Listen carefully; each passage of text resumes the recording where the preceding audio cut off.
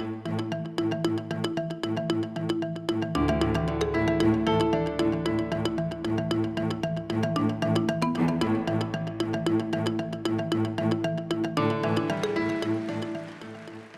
I keep saying, as long as you show up, we'll keep doing it. So please come over. Well, for all of you that were here last week, you heard an amazing lecture by Brother Guy Consolmaño in which you learned that we don't have any clue what life is. But we put a lot of effort into it. My favorite definition is you know it was alive when you kill it. That was Engels. I thought that was brilliant. I want to thank the sponsors for the lecture series. That's what allows us all to come here and enjoy and learn and be part of a community. I want to in particular thank Ventana Medical and TEP, which are the lead sponsors. But in back of me, you will see the rest of the individuals that make this free for all of us. And I thank the sponsors very, very much. Thank you.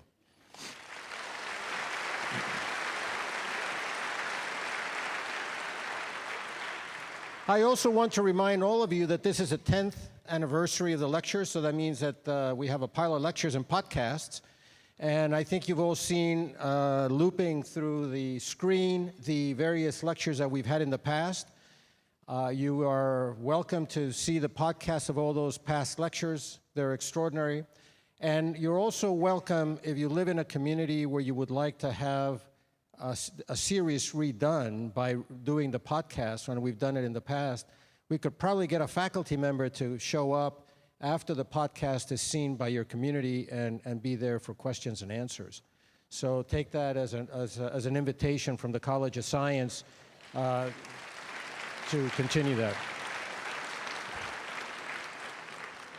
Today we're in for a treat. Let me just tell you a little bit. This is a spoiler. When the Earth was formed about 4.5 billion years ago as part of the solar system, it was actually bombarded by a variety of comets and Mars-sized objects. And you can see the evidence of that, of course, in the moon. If you look at the moon, you'll see that it's full of craters. And the only reason the Earth isn't full of craters, because it's about the same age as the moon, is because it has plate tectonics and it has erosion and all of that old crust is gone. But the bottom line is that the Earth, when it was first formed, was bombarded by such large impactors that it partially melted at least once. And all of the carbon that was originally on the Earth must have gone away because it's an element that would have just basically evaporated off the Earth. So one of the ideas, and that's one of the things that our speaker today is going to talk about, is that carbon from which we're all made out of perhaps was implanted in the Earth by later meteorites or other objects. So the importance about that is that you should all remember that, in fact, we're all Martians. A little bit about our speaker today, Dante Lauretta. We're very fortunate that Dante is part of our faculty. Dante actually got his undergraduate degree here before he went off to George Washington University in St. Louis to get his PhD. But he got a PhD, when he got his bachelor's here, it was in physics, mathematics, and Japanese. I'm not exactly sure which was the most important one, but he then went off and he came back in 2001 as a faculty member in the College of Science. He, together with a team of planetary sciences from our distinguished planetary science department, got an award from NASA for $1 billion, the largest award this university's ever had from anybody, to go and explore an extraterrestrial object, collect parts of soil from it, and bring it back to Earth so that we can actually compare the carbon-rich material of these objects to all of us. So it's really, really cool. Dante is a very distinguished faculty member. He got an award. He just got an award from Goddard Space Center for being a team, it was the OSIRIS-REx team, that was so successful in getting this grant. He also got the Governor's Innovation Award in 2011. He's gotten awards also for teaching. So just like most of our extraordinary faculty members, he's a triple threat. He does extraordinary research and he does extraordinary teaching. Please join me in welcoming Dante Lauretta.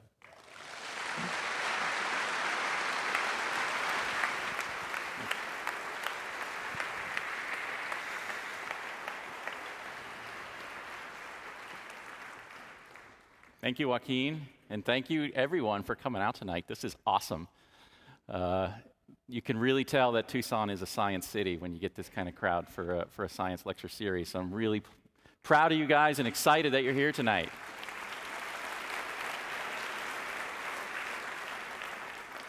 So I'm going to take you on a little journey to try to understand how we got to be here. This is a question that has driven my career to really understand, why is Earth so special? What happened here to give rise to the earliest life forms? And how common is that process? You know, is it a 1 in quadrillion chance? Are we the only place in the whole galaxy where this has happened? Or is it something that we think might be common and might be happening everywhere? It's one of the most fundamental questions that humanity asks itself, is where did we come from? And by virtue of that, where are we going? So let's go on this journey and try to understand the origin of life and try to understand, is that something that's a natural byproduct of the formation of planets? So I'm going to take the approach, I'm going to start out by looking at life on Earth today, you know, and this is a fantastic lecture series that Joaquin and his team have put together for us, because you're going to hear a wide range of topics that cover a lot of different approaches. And I'm going to say, well, we know life exists on Earth. We can speculate about what it might be like elsewhere, and some of our colleagues will do that. But I'm going to say we know it's here. We want to understand how it got here. And so I'm going to first visit this concept that we call the last universal common ancestor. You know, we can go into our genetic records. We can go into the genetic records of all organisms on Earth, and we can trace it back and say there was a point in time where there was one organism that is the ancestor to everything else that exists on our planet today. So we're going to see what we can learn about that, and then we're going to use that to understand the basic biochemistry of life. We all share the same molecular processes in our cells between each other, the other animals, the plants, the bacteria, the archaea, etc. So we'll take a look at that, and then we'll try to understand, how do you get the central elements? As we'll see, there's really 6 elements that are critical for all the biochemistry that takes place. Lots of other elements come in. You've all probably looked at your centrum, seen that big list of elements that are in your mineral list. Say, geez, do I really need that much selenium today? I don't know. But we're not going to talk about the origin of selenium. We're really going to take a look at the core 6, and how we got here. And then, how do these guys combine? So we can look at the atoms and take that atomistic approach, but it's really the molecules where things start to get interesting. And, you know, where are these molecules forming?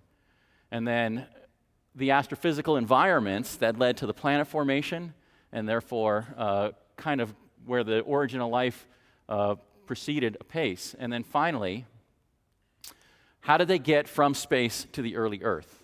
And what might be going on the surface of our planet that ultimately led this transition from chemistry to biology? So let's go ahead and take a look at this idea of the least common ancestor. Here you have a nice artistic version of what we call the tree of life. And I want to start out here at the top. When we look at all the organisms on the planet, we can really divide them up into 3 major groups. We have the bacteria, which I think we're all familiar with. We have the eukarya, which a term you may not have heard before, but it really means organisms that have a very specific structure to their cells. They have a nucleus, and inside that nucleus is where their DNA is, the code that defines that organism and everything that happens inside that organism. And it turns out we are the eukarya, so are all of the animals, all of the plants, and a lot of single-celled organisms are eukarya. We all share that common characteristic of having the DNA inside a nucleus of the cell. Bacteria don't have that. The DNA kind of floats freely around in the interior. And then you get this interesting one called the archaea. It was the last one to be identified. They're single-celled organisms. They have a lot of commonality with the bacteria, but they share some of the cell wall characteristics with the eukarya, and they really are a different branch to the tree of life. So you can see that there's this complicated evolution from today we can trace back to 1 billion years ago. We can see here where the eukarya and the archaea split from each other, where the bacteria and the archaea split from each other and went down their own separate evolutionary pathways. And we get back to this point sometime more than 3 billion years ago, where this last common ancestor existed. And we say, well, what is it that all of these share, right? You might think, well, I don't have anything in common with a palm tree, but you do. The mechanisms inside your cells are very, very similar, and the basic biochemistry of life is common to all of those organisms. So really what drives us is we take these molecules and we code information. That information is inside your DNA. And DNA is a recipe book for everything that has to happen inside your body. And what it does is it tells your body and the cells, how do I make proteins? You need proteins for your muscles, you need proteins for your hair, but you need proteins to catalyze the metabolic reactions that give you energy and allow you to be alive. So the DNA is the library, and the proteins are the books. And they go out and they do all the work inside your body. And so the last common ancestor, we think, had this basic biochemistry established. It had DNA, it had genes, which are the strips of DNA that code for an individual protein. And then it used the DNA. It has a messenger molecule that's similar called RNA that leaves the nucleus of the cell for the eukaryotes and goes out and builds the proteins. And then all of that has to happen in a self-contained environment, and that's what a cell gets you. It gets you that nice chemically closed system where you have membranes for transporting the species that are needed inside of there. So we know that that happens in every cell in our body. It happens on every cell on Earth, whether you're bacteria, eukarya, or archaea. So how do we make that happen? Well, let's take a look at the common elements that drive that and where they come from. So in the beginning, we had this event we called the Big Bang, and I was just talking to a couple of folks about it right before the lecture started today, and people asked me, well, how do we know that this happened? I said, well, it was so big that we still hear it, right? When we look out to the edge of our universe, we see this background radiation, the cosmic microwave background radiation, which is the energy that escaped from the Big Bang, and it's been propagating through space for 13.8 billion years. Well, coming out of that event, there was really only two elements, hydrogen and helium. Helium you're probably pretty familiar with if you've ever been to a birthday party. Fills up the balloons, right? It's really fun to breathe it in and talk like Mickey Mouse. Hydrogen is common rocket fuel, very explosive kind of compound. It mixes with oxygen and you get that liftoff. But that's not enough to create life. In fact, that's not even enough to create planets. Pretty much the only thing in the universe you can create with these two elements are stars. And the stars are giant nuclear furnaces. Inside the interior of the sun right now, today, even though it's nighttime, the reaction is still going on.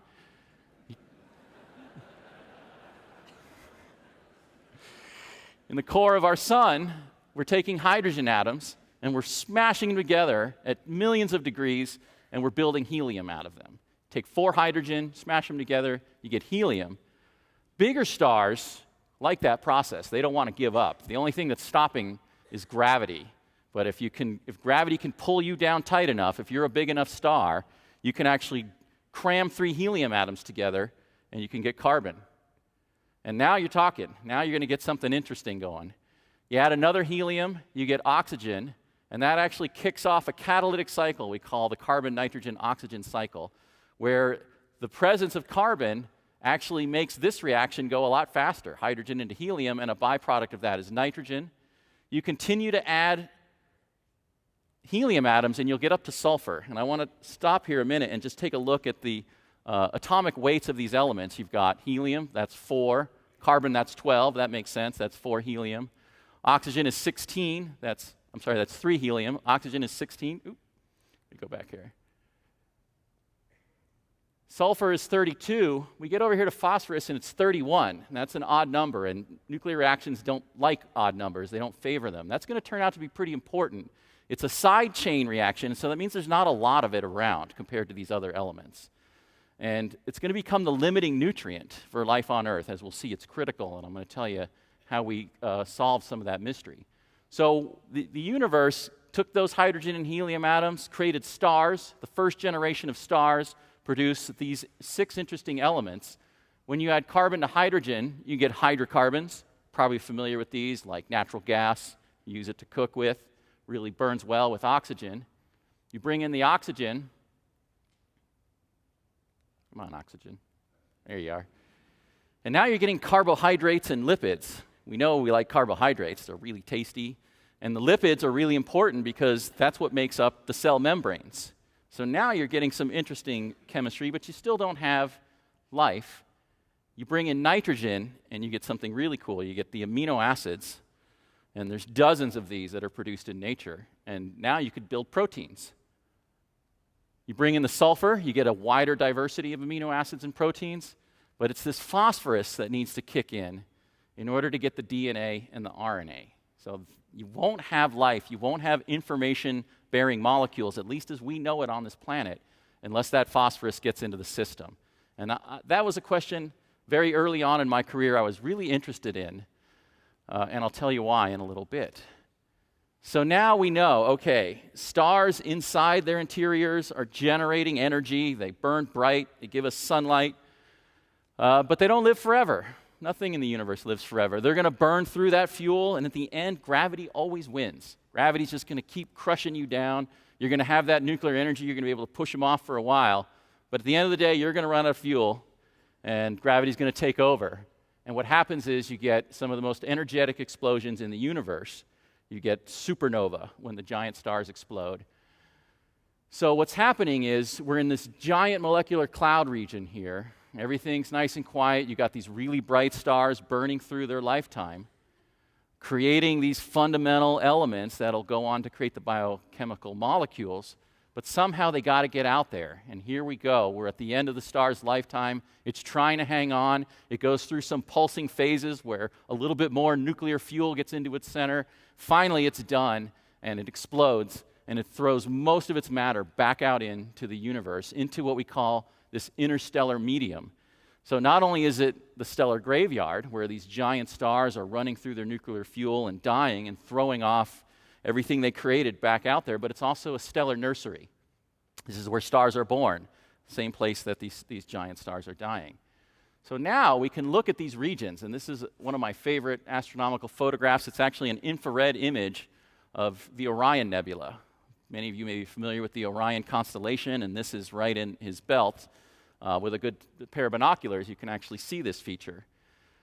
And it turns out when we look even farther out into the infrared, what we call the far infrared or into the microwave, we see that there's all kinds of interesting signals out here. Every one of these lines that were showing up as we scan across these different wavelengths are a different molecule. And we see some really interesting things. First of all, you see there's a lot of water out there. That's good news because we think water is central to life on Earth. We think it was important fluid for all of these reactions to take place. It's inside our bodies, right? And it's not a coincidence that when you cry, the composition of your tears is seawater, essentially. I mean, that's where we came from, and we think it's critical for life to originate, at least life as we know it. But there's a lot of other things going on here. You've got methanol, and you've got formaldehyde, and you've got deuterium cyanide, sulfur dioxides, and a lot of other things. Like this region right over here, there's a lot of complicated molecules that are being expressed in that signal there. As we go through, when we process this information, we see there's over 100 different molecules in these star-forming regions. Most of them are organic molecules. So already, you create these elements in the interior of the star, you throw them off into space, the whole system cools down, and the first thing that nature tries to do is create organic compounds. So it seems like there's a drive that's taking place here to go from the fundamental process that drives stellar energy, turn it into something else, planetary systems. So we'll take a look at our own solar system and say, well, we're looking out there at the Orion Nebula, we see these stars being born. What do we think happened in our solar system? And we have the very good fortune that a lot of samples from this era still exist in the form of our asteroids. Asteroids are the geologic remnants from the earliest stages of solar system formation. So you want to understand what the Earth was like when the last universal common ancestor was wiggling around 3.8 billion years ago. Well, we don't have a whole lot of rocks from that era. You want to know, well, what happened before that? What were the earliest phases of planetary formation? You have to go to these meteorites. So let's take a look. This is a very special kind of meteorite called a carbonaceous chondrite. It happens to be full of really interesting inclusions. So first I want to draw your attention to most of the grains in here. They kind of look rounded, like little grains of sand, maybe. We call these things chondrals.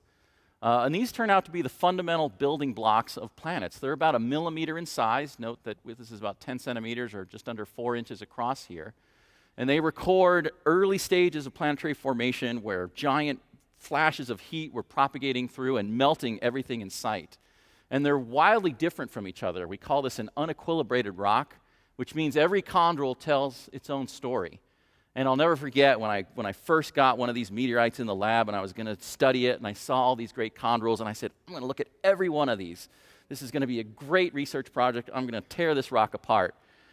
And 2 years later, I'd gotten through about 40 of them, right? And I was like, man, they're all different. I got to stop, right? I got to publish something, or else I won't get this great job at the U of A that I'm angling for. But you're like, why are you talking about those chondrals? Dude, there's this giant white inclusion sitting in the middle of this rock here. Take a look at that. That turns out to be really fascinating.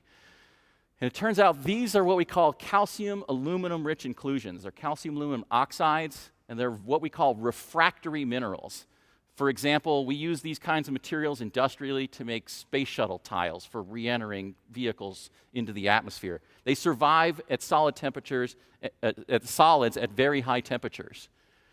And so it's not a surprise that we see these things as the oldest minerals, because the model for solar system formation is you have this cloud that's collapsing, it gets very hot, and then it starts to cool off. And so the first things that condense out like snowflakes are calcium and aluminum-rich minerals. It turns out we can go in and we can take a really good look at the chemistry of these objects, and we can say, well, they've got some uranium in them, and uranium is a radioactive isotope. We're very familiar with it. We know how long it takes to decay. It takes billions of years to completely decay away, and it decays into lead. So we can measure very precisely the isotopes of uranium and the isotopes of lead, and we can figure out the age. And these measurements show us that the solar system is 4.5 billion years old. And you probably have heard that quite a lot. How do you know the solar system is 4.5 billion years old? Well, when I say that, what I'm really saying is I've got these minerals inside these rocks that I can date very precisely with my uranium lead techniques, and those are 4.5 billion years old, and I haven't found anything else that's older. So that's the oldest thing, and all of my ages moving forward are going to be relative to that mineral phase. And that's held up really well. These things have been studied for about 40 years now, and we haven't found anything older. We find out that they formed in a very tight window of about 100,000 years, which is nothing in the geologic timescale. And in fact, the chondrals are pretty old as well, but they formed about 2 to 4 million years after that. And so we spent a lot of time trying to sort out the details of how these rocks formed. So where do these things come from? I kind of told you a little bit about the model here, but let's take a look. Let's go back into that Orion Nebula. We're going to do a little fly-through here. We note the 4 stars in the center there. We call those the trapezium. Those are objects that are going to go nova or supernova at the end of their short lifetime. You can see their energy is already influencing pockets of dust and gas that's surrounding them. These little things that look like tadpoles, we call those proplyds. This is an actual rendition of the Orion Nebula. All of these objects have been identified. And then we can peer inside one of these things and say, well, what's going on in there? How big is this? Well, it turns out when we strip away that gas, we're looking at a new star that's being born. And inside Orion, we're looking at hundreds of new stars that are being born. And we see they have this very common feature that the star is forming at the center and a disk of material is spinning out around them. And that actually is a natural consequence of a basic physics property called angular momentum. We're all familiar with the ice skater who starts to rotate, and then as she pulls her arms in, she spins faster and faster. That's due to conservation of angular momentum. Well, it turns out these clouds, when they start to collapse, they have some angular momentum. There's a net rotation. And if you tried to cram all of that stuff down to the center into the star, it would fall apart. There would just be too much of that rotational energy. So in order to conserve that angular momentum, a fraction of the material doesn't go into the star.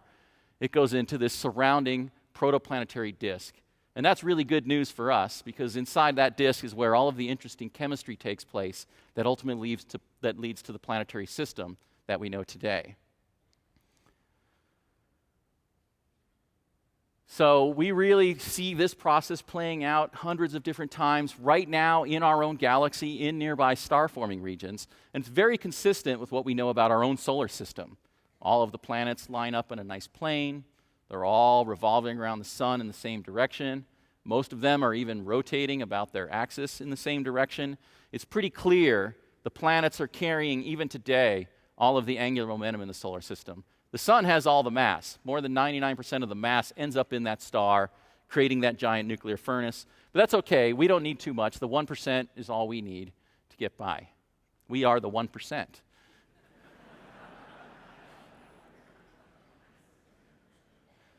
So let's take a look inside this cloud.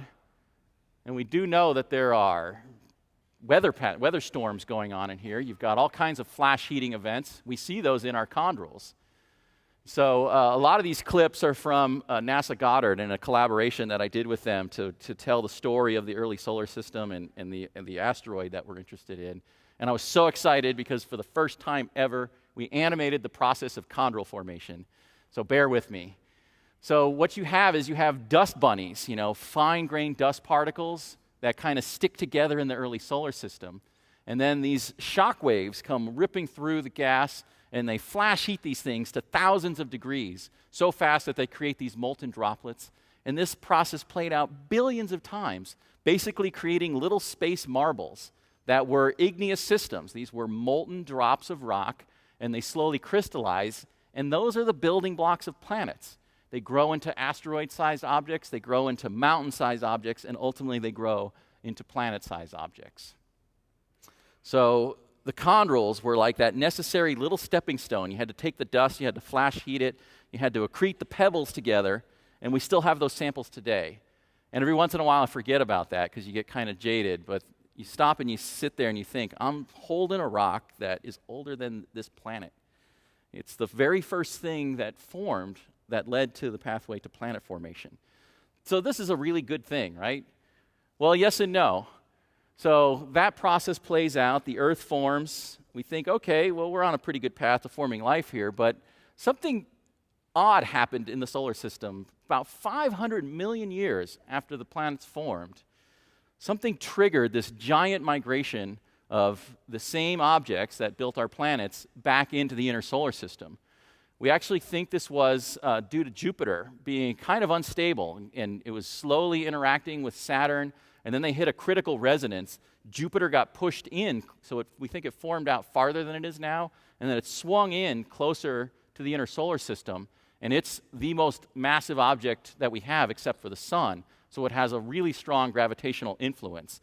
And it basically acted like a plow. Its gravity field pushed through the asteroid belt and flung thousands of these objects into the inner solar system, creating this period that we call the late heavy bombardment. So our planet might have been a really nice habitable place with oceans and organisms that had originated and were thriving and living for 500 million years. And then sure enough, thousands of giant impacts started raining down on the planetary surface, pretty much sterilizing the entire planet, evaporating the oceans, stripping away the atmosphere, in a period we call the Hadean, because we think it was a hot, hellish environment that anything would be extremely unlikely to have survived in. So now we ask our questions, well, we're here, so we know this late heavy bombardment happened. We can see it expressed in the cratering record of our moon. And in fact, we have a really good correlation between the crater population on the moon and the size distribution of the asteroids in the asteroid belt. That's some research that was done here in my home department, the Lunar and Planetary Laboratory, by one of our other faculty members. So we know there was this giant flux of asteroids that smashed into the surface of the moon. Anything that hit the moon, 10 times as many of those would have hit the surface of the Earth. So we're left with this molten environment. Yet somehow, right after that period, we see the first signs of life showing up on our planet. So is it a coincidence? It might be, but it seems like as soon as that flux of massive impactors ended their reign of terror on the surface of the Earth, life showed up. So either it somehow survived, and that's a possibility, and people explore where would have been a safe enclave, where could life have survived this process, a safe harbor that it could have then crawled out from afterwards. Or did, in addition to raining that destruction down on our planet, did those same objects also bring in the seeds of life with them? Well, one idea, and a very famous one, coming out of an experiment called the Miller-Urey experiment, says, well, those objects probably would have ended up bringing in a lot of what we call reducing gases. In chemistry, we like to think about reductions and oxidations. When you oxidize something, you can think of like burning something. You're stripping away electrons, you're reacting with oxygen. But in a reducing environment, you wouldn't have the atmosphere that we have today. You would have nitrogen, you might have some water, You might have methane, the hydrocarbon, ammonia, which is key to those amino acids. That's where those words are linked together. So if you had methane and you had ammonia and you had some water, and then you had a lightning storm, say, Stanley Miller and Harold Urey showed that lightning strikes through such an atmosphere would actually generate a lot of really interesting chemistry. In fact, it would generate amino acids and nucleic acids and the stuff that we need to build those critical biomolecules moving forward. So for a long time we said, okay, fine, all you need are those simple gases and some weather, and you can create the basic building blocks of life. But we've really dived into this problem. We've looked at the geologic record from this era, and it turns out it doesn't look like we had that reducing atmosphere. Instead, it looks like we had more neutral conditions. We had nitrogen and noble gases, things that aren't really going to react even in a lightning strike. And so that kind of put us back a step. Okay, we have to think about if it's not coming from weather and energy in our atmosphere reacting with a very different composition, how are we going to make these key compounds that go on to build our critical biomolecules? And I would say there are places in the solar system where this could be happening. We look at Titan, famous moon of Saturn, and it is draped in a nice nitrogen-rich atmosphere, very much like the Earth, but it also has a lot of methane, a very reducing composition. It also has lakes and oceans, and so you'll hear more about those kinds of environments in one of the future lectures in the series. The other thing we look at is to say, well, you know, we have a geologically active planet. We know we must have gotten this water pretty early on, and that most likely came from the asteroids. A lot of these asteroids are hydrated, and that doesn't mean they have liquid water floating around them now, but they did at some point in the past, and that water reacted with the rocks and made clay particles, and clays have water in their crystal structures. So you bring those clays in, they melt and evaporate in those giant impacts, and you can get a nice liquid ocean like we have today. The other thing we have going on this planet is a process called plate tectonics. Right? We've got ocean centers that are spreading, new oceanic crust is forming, old oceanic crust is subducting down, and the whole crust is getting recycled over and over again. You probably didn't have a lot of continents at this very early stage, but you certainly had oceanic crust, and you probably had spreading centers, and where magma was reaching up to the bottom of the ocean. Well, it turns out that drives some pretty interesting processes, because that water just doesn't stay at the top, it actually penetrates deep down into the rocks. It interacts with that hot magma, it boils away, and it comes gushing out through what we call these black smoker hydrothermal vents at the bottom of the ocean. And the reason that they're black, by the way, is because they have lots of sulfide minerals. And that's pretty interesting. It's interesting to me. I wrote my PhD thesis on sulfide minerals, but it's interesting in the broader picture as well, because sulfide minerals tend to be really good catalytic surfaces. They let chemical reactions happen that wouldn't otherwise happen if they weren't there. So now you've got all of this fine-grained sulfide material coming out of these hydrothermal vents. You've got liquid water, and it's thought that this might be a great site to catalyze some of those important reactions and get the amino acids going. And that's still a reasonable hypothesis. The other thought is that maybe life even originated before that late heavy bombardment, and then it was able to hide out in these hydrothermal vents. When we go down in our submersibles and we look around at these environments, we see they're teeming with life. This is miles down at the bottom of the ocean where no sunlight is reaching. These are not relying on photosynthesis or plants or algae for their prime energy source. They're eating the rocks. They're living on the chemical energy of these systems. And so when we go back to Luca, our last universal common ancestor, we actually say it looks like it might be what we call a thermophile, which means it likes really hot temperatures. And we find lots of thermophiles coming out of these black smoker vents at the bottom of the ocean. So this might be where our ancestor grew up. But the other option is that the asteroids that brought in the death and destruction, sterilized the surface of our planet, also brought rebirth and the new start on life. And so here's a different kind of meteorite, a different kind of carbonaceous chondrite, similar to the one I showed you before. You can even see some of the white inclusions that are in there.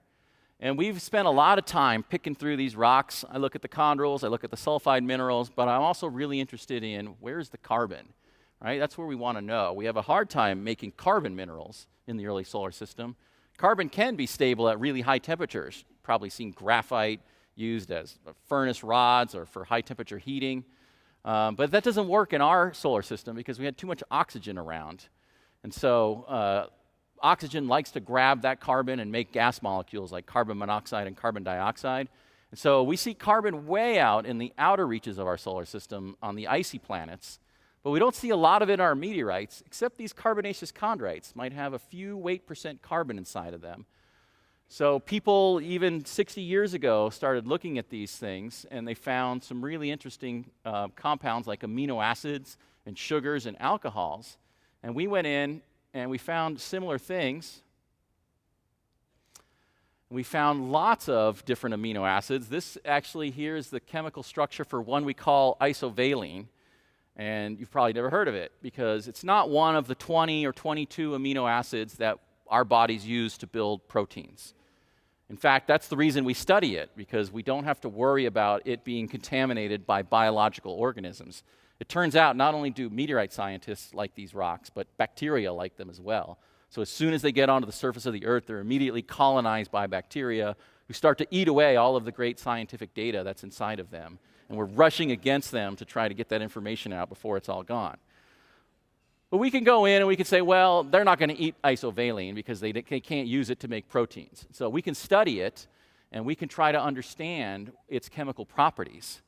And it turns out when you look at proteins and amino acids, there's two different versions of the same amino acid. Isovaline has a right-handed version, and it has a left-handed version. We call this enantiomers of each other, which means they're chemically identical, but they are just mirror images of each other. You can't look on the backside and it'll look different because of the way the atoms are arranged inside of there. And when we look at the amino acids that are in our proteins in our bodies, life exclusively uses the left-handed amino acids. No right-handed people allowed, no right-handed proteins allowed. All of your proteins are sinister. And we say, well, that's pretty interesting. What if we look at the enantiomeric distribution of these non-biologic amino acids in the carbonaceous chondrites? We know they came from the meteorite. We know that meteorite came from outer space. And so it turns out, when we looked at a whole range of these rocks, many of them which had been altered by that water that I talked about. Ice had probably accreted into the asteroid early in its history and then melted and changed the chemistry and the mineralogy quite a bit. But when we look at the ones that have no or minimal water exposure, we see that there's an excess of about 60%. So out of 260 molecules, 160 would be left-handed and 100 would be right-handed. And that's pretty interesting because now we say, well, we know that these rocks are falling on the Earth today. We know these rocks are 4.5 billion years old, so they were certainly falling on the Earth 3.8 or 4 billion years ago when that late heavy bombardment was winding down. And they're bringing in a handedness to the molecules that life seems to prefer. So I think you can make a really strong case that the origin of life was likely catalyzed by these objects falling onto the surface of our planet. But then you've got to put all the pieces together, and I want to bring us back now to that element phosphorus, because that's the one that's really tricky. And some of the work I did early on in my career here in the early 2000s through about 2006 really focused on this process. And we found something really, I thought, amazing. It was one of those great moments in science where you do a very simple experiment and the results are profound, and you know your career's been worth it up to that point. So we've been looking in those carbonaceous chondrites for a long time because we know there's amino acids in there, there's sugars in there, there's nucleic acids in there, and if we could just find this phosphorus, we could think about how we're going to make that DNA, because DNA needs the phosphorus. It, in fact, makes the backbone. When you see that double helix of DNA, the spine on either side of it is a sugar-phosphate chain, and the nucleic acids hang off the side of that, and that's where the information is to code your proteins. But all of the minerals that contain phosphorus in the carbonaceous chondrites, they were really boring. They didn't want to react with anything. You know, we were trying to put them through all these chemical processes, the same processes that we think are altering the amino acids, and they're just sitting there, and they're not changing. And my graduate students starting to get desperate. It's like, just give me a thesis topic. I'll do anything. And I said, well, you know, a lot of different things are falling on the Earth. Maybe we're thinking too much about these carbonaceous chondrites. And I said, you know, there's some pretty interesting phosphorus minerals in iron meteorites. So here you're looking at a slab of iron meteorite that I could hold in my hand. So it's about 5 or 6 inches across here. And I said, look at this shooting star right here in the slab. This is a mineral we call schreibersite. It's a phosphorus-bearing mineral, but unlike the phosphates, which are the most abundant phase in your carbonaceous chondrites, these are a phosphide. Very different chemistry. So here, you've got Fe3P, no oxygen around. And I said, well, you know, iron meteorites, when they come in big, right? We've got iron meteorites that are 60 tons in size sitting on the surface of the Earth. There's a lot of these guys.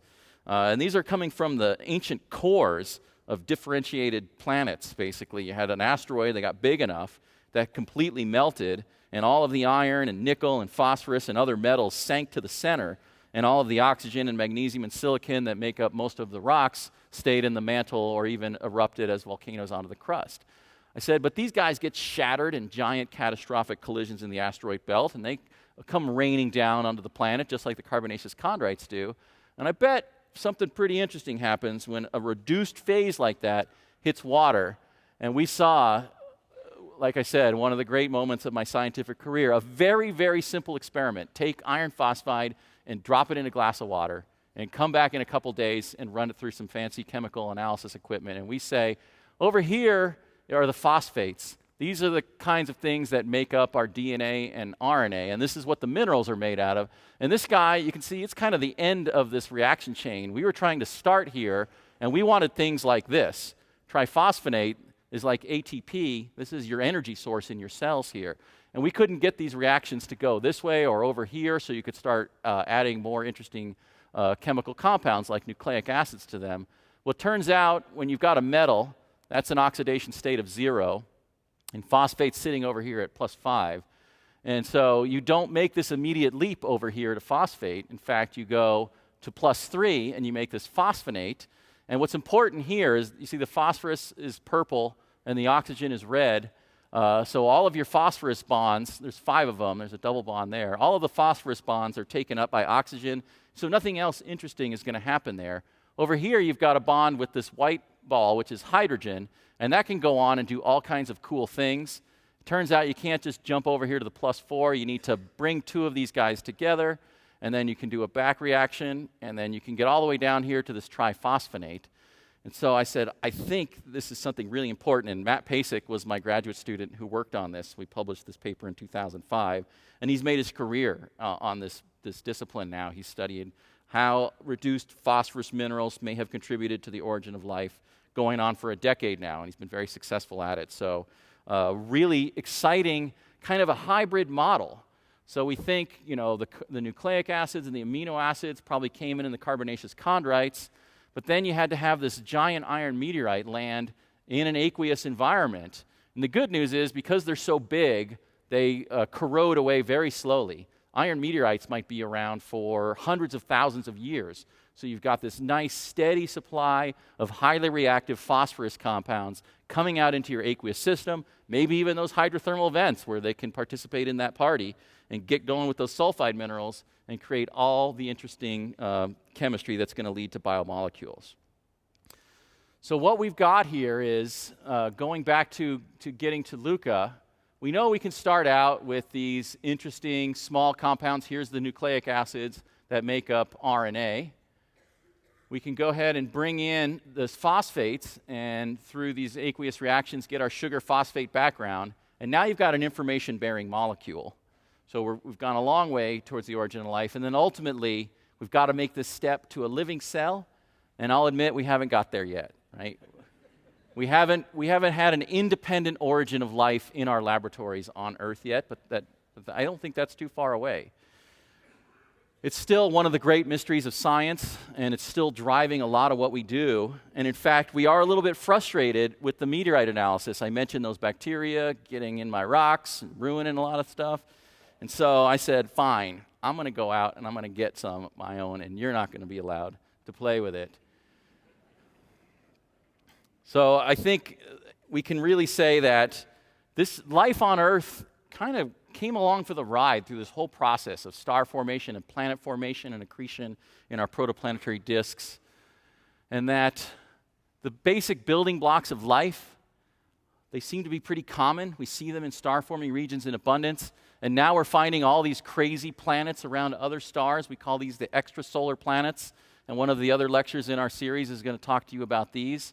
My guess is the basic building blocks of life are widespread in planetary systems, and that the chemistry that has taken place here has probably played out millions of times elsewhere in our galaxy. But we're going to keep going on this adventure. We're going to keep pursuing these scientific questions, and we're going to do it in a very big way. What you're hearing tonight is really just the prelude to what's going to be happening right here in Tucson starting next year, and I want you guys to come with me on this ride. So I'm leading a program called the OSIRIS-REx Asteroid Sample Return Mission. We are very busy at work building a robot that we are going to put on top of a giant column of explosives. And on September 3rd, 2016, we're going to light that candle up, and we're going to throw this robot into outer space. And he's going to cruise through outer space for 2 years to rendezvous with a giant mountain of carbonaceous chondrite material. And we're going to spend about a year surveying it in great detail.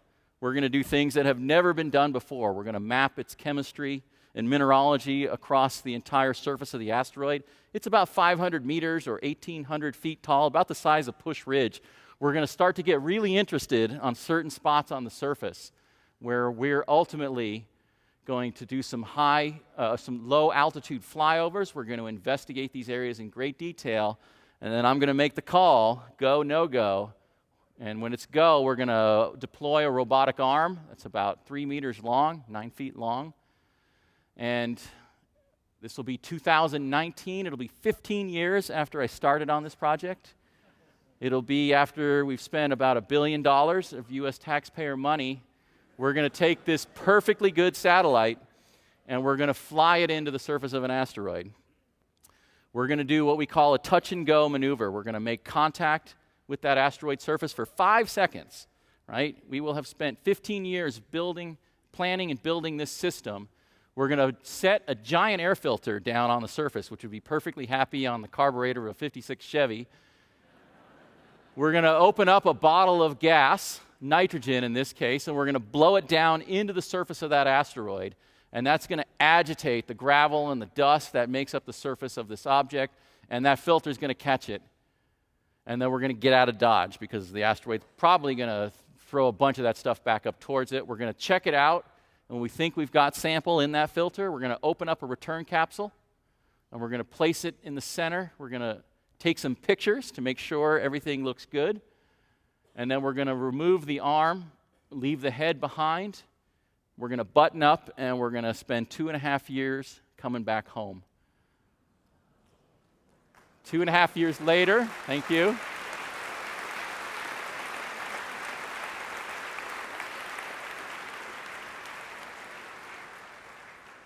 We're going to spin that capsule up, and we're going to drop it into the top of the atmosphere at 28,000 miles per hour. Most of that energy will be dissipated by the heat shield. We're using a proven design. Here's actually the Stardust sample return capsule coming in. It's targeting the Utah Test and Training Range to the southwest of Salt Lake City. We'll open up a couple parachutes. In 2023, on September 24th, that capsule will be opened at the NASA Johnson Space Center in Houston, Texas, and 20 years of my career will end with this scientific treasure, no bacteria allowed.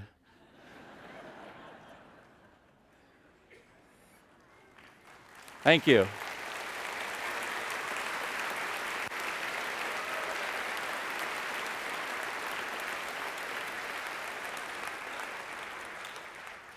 So please, come with us. I really want Tucson to celebrate this. It's all happening about 2 miles up the road in the Michael J. Drake building. And I want this town, I want them to be as excited as when the Wildcats make the Final Four. This is a big deal.